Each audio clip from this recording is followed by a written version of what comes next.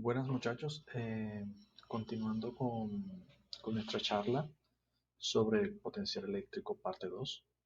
En esta sección voy a explicar dos ejemplos para el caso de una distribución discreta de cargas y el potencial en un conductor. ¿Ok? Entonces, vamos a comenzar. Antes de continuar, por lo menos, les recuerdo que cualquier duda pueden escribirme en mi correo institucional andres.gomes@unisucrevirtual.edu.com. Listo. Entonces, el primer ejemplo, básicamente, está asociado a un sistema formado por un dipolo. Recordemos que un dipolo es formado por partículas de igual magnitud en carga, pero con signos contrarios. Por ejemplo, Q1 tiene carga positiva y Q2 carga negativa. Entonces, en este ejemplo, vamos a utilizar pues lo que hemos aprendido hasta el momento, que es el potencial para cargas puntuales y energía potencial para cargas puntuales. Entonces el ejemplo es el siguiente.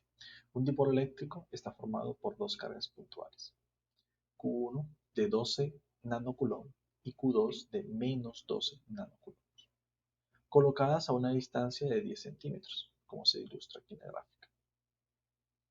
¿Qué quieren ellos? ¿Qué nos piden? Calcular el potencial eléctrico en los puntos A, B y C. Y después calcular la energía potencial asociada con la carga puntual más 4 nanocoulombs si se coloca en los puntos A, B y C. Básicamente en la segunda parte, en cada punto yo coloco una carga de prueba y esa carga de prueba tiene un valor de más 4 nanocoulombs. ¿Ok? Entonces en la figura veamos lo siguiente. Esa figura ya nosotros, o ese ejercicio ya nosotros los atacamos anteriormente. Recuerden que para ese caso, si la memoria no me falla, calculamos el campo eléctrico en el punto A, el campo eléctrico en el punto B y el campo eléctrico en el punto C.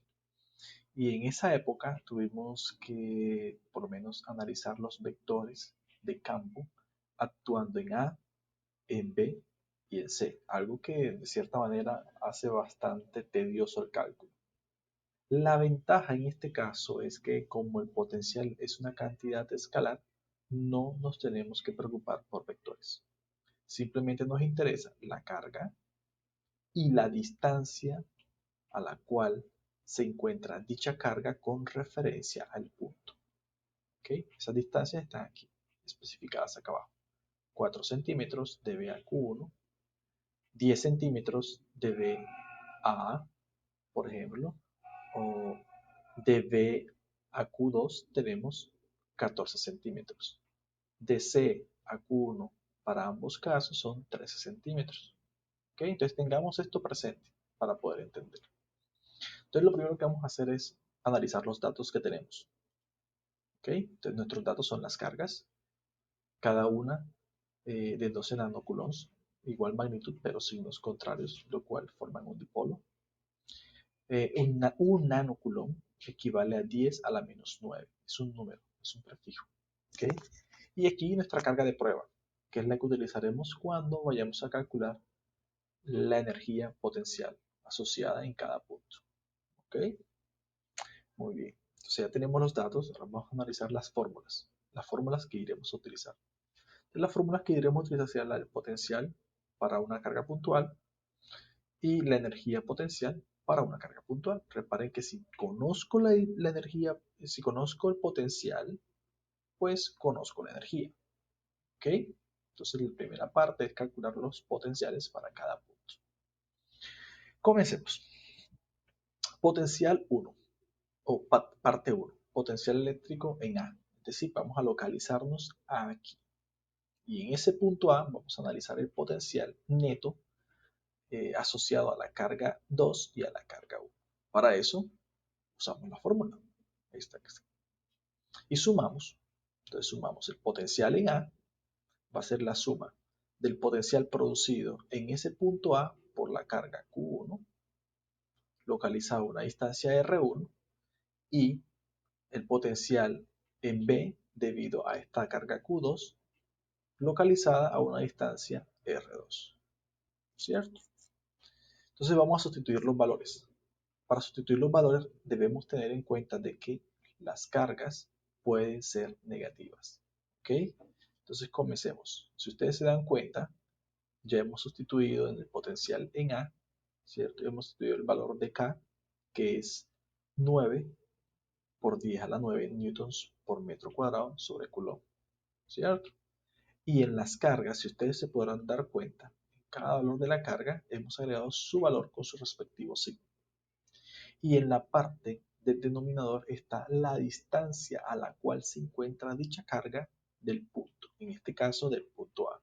Entonces tendríamos, por ejemplo, que la carga Q1 está a una distancia de 0.06 metros y la carga Q2 está a una distancia del punto A una distancia de 0.04 metros. Muy importante hacer las conversiones, ¿ok? Para que las unidades cuadren. Entonces simplemente metemos esos datos en la calculadora y vamos a encontrar que el potencial en A es negativo, es de menos 900 voltios. ¿Ok? Sencillo.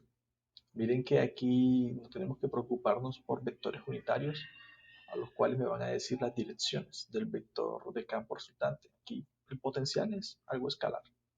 ¿Ok?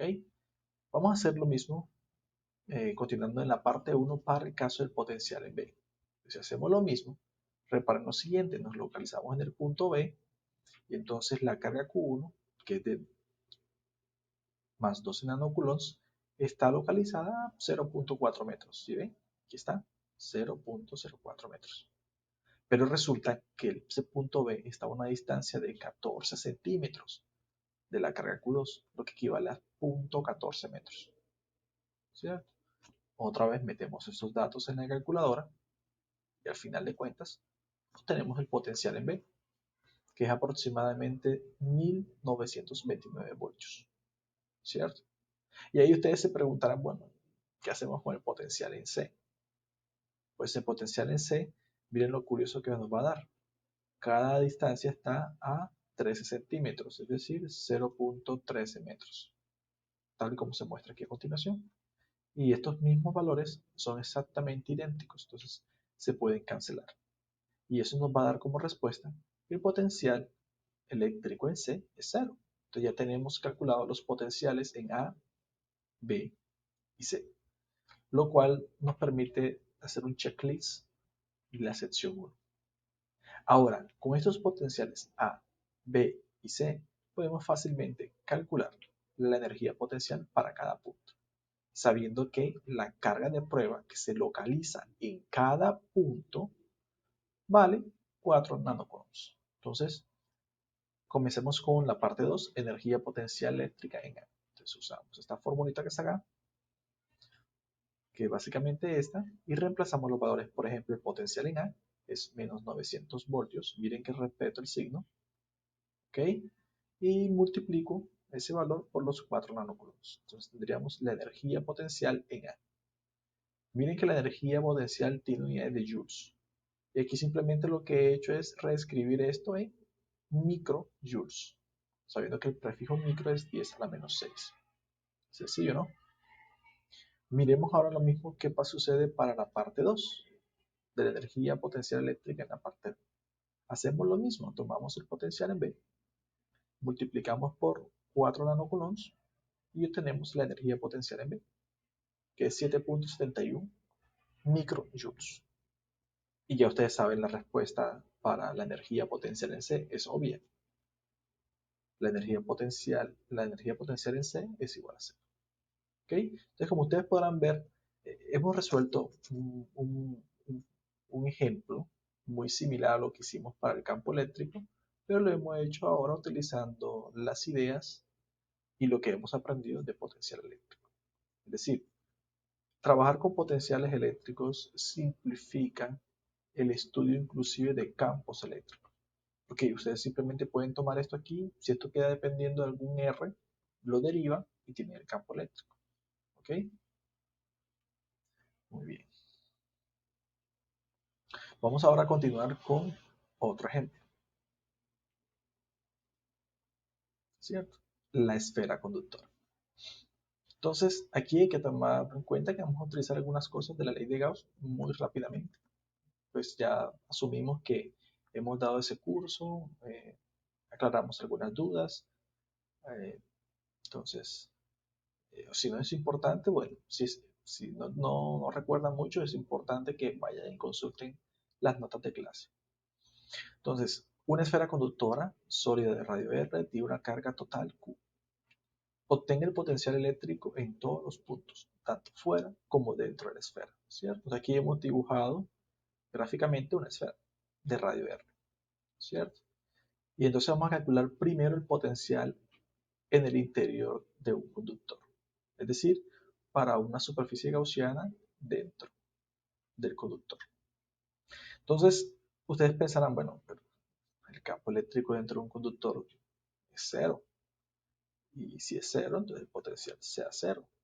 Pues les voy a mostrar que en este caso el potencial no es cero. ¿Ok? Entonces hay que tomar mucho cuidado con eso. Entonces lo primero que hay que hacer es, bueno, nos hablan que hay una carga total Q. Entonces yo les hago la pregunta, en un conductor, pues ¿dónde se localizan las cargas? Como discutimos en clase, en un conductor, condiciones electrostáticas, las cargas se depositan o se localizan sobre su superficie. En este caso son cargas positivas. ¿Ok? Lo que vamos a hacer ahora es como vamos a analizar el potencial en la región interior, entonces trazamos una superficie gaussiana. Básicamente es una superficie imaginaria de radio R, ¿cierto? Y vamos a llamar eso de región 1. ¿Ok? Entonces lo primero que vamos a hacer ahora es trazar unos vectores, ¿cierto? En el cual inician desde el infinito, ¿cierto? Es decir, el potencial en V cuando tiende a infinito o cuando está en el infinito, ese potencial es cero. Eso aquí se los voy a mostrar explícitamente. Entonces, nos desplazamos desde el infinito, que es nuestro punto de referencia, y nos vamos acercando. Entonces, primero nos acercamos a R, que es el radio del conductor, y luego de R partimos a R pequeño. ¿Okay? Entonces, tengamos eso en presente, ¿vale? Vamos a utilizar ahora la definición de la diferencia de potencial que hemos estudiado previamente, ¿cierto?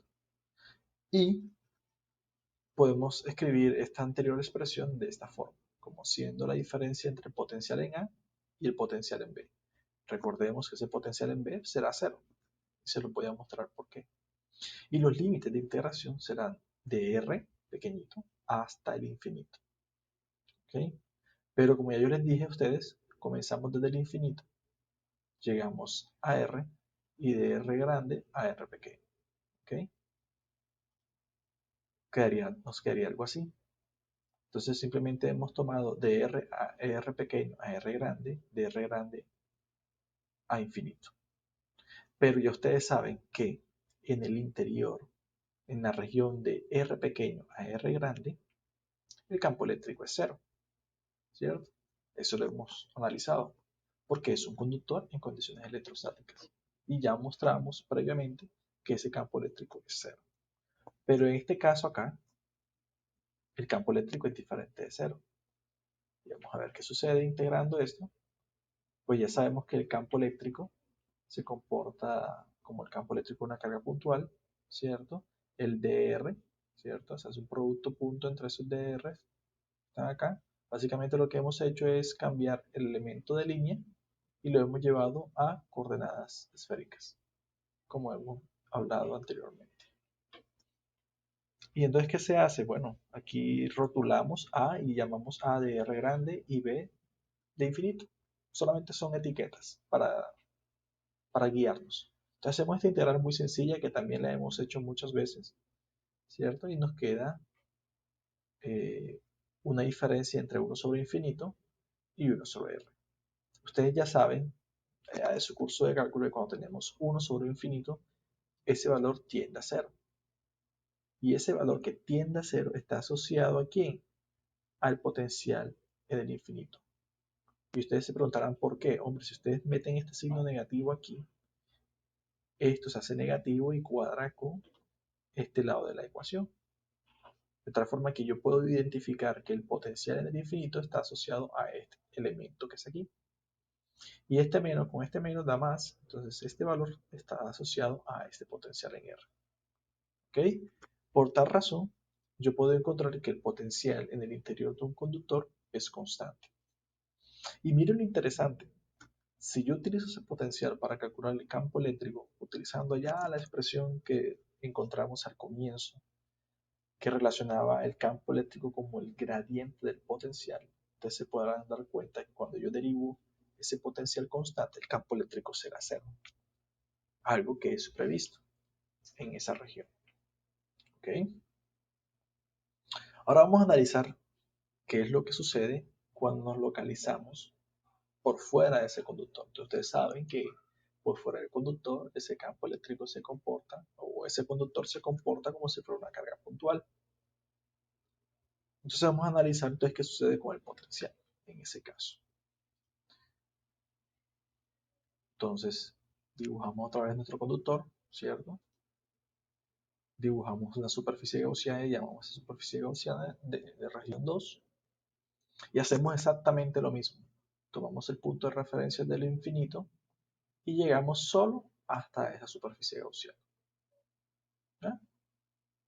Ya no nos interesa el interior. Entonces escribimos nuestra diferencia de potencial entre R y infinito. Ya hemos mostrado que el potencial en el infinito es cero, ¿cierto? Hacemos exactamente lo mismo. Resolvemos la integral de forma muy sencilla. Sabemos que estos dos elementos se hacen cero y lo único que va a sobrevivir son menos 1 sobre R. Con este menos da más. Entonces tendríamos el potencial, que es variable en R. Reparen que el potencial decrece 1 sobre R. Si ustedes derivan esto, pueden encontrar perfectamente el campo eléctrico producido en esa región. Recordemos que la diferencia entre el campo eléctrico y el potencial es que el potencial decrece 1 sobre R y el campo eléctrico decrece 1 sobre R cuadrado. ¿Ok? Entonces, para analizar un poco la situación, vamos a comparar cómo sería el gráfico. El gráfico en este caso del potencial versus R sería constante hasta que llega a R. Cuando llega a R, simplemente decrece 1 sobre R. Nunca se hace 0. ¿Ok? Pero se hace un valor próximo a 0, muy pequeñito. Entonces, este que está aquí sería el gráfico del potencial eléctrico en un conductor, en la región interna y en la región externa. ¿Ok? Si graficáramos el campo eléctrico versus R, pues lo que encontraremos es que sería 0 en la región interna y luego decrece 1 sobre R cuadrado. ¿Ok? Muy bien, muchachos. Entonces, vamos a dar un par